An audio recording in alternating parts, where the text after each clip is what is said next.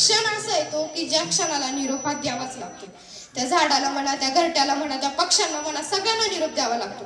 कदाचित तोच निरोप तुम्हाला द्यावा लागणार आहे आणि तो निरोप सोसवताना आमचं खरंच खरंच म्हणजे शब्द सुचत नाही की काय बोलावं.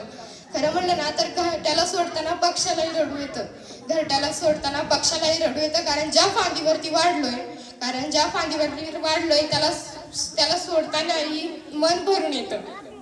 आणि तुमची जी सुद्धा स्वप्ने, जी सुद्धा यश आहेत ती पूर्ण शिखरापर्यंत राहो. तुमची जी सुद्धा स्वप्ने, जी सुद्धा यश आहेत ती पूर्ण शिखरापर्यंत राहो.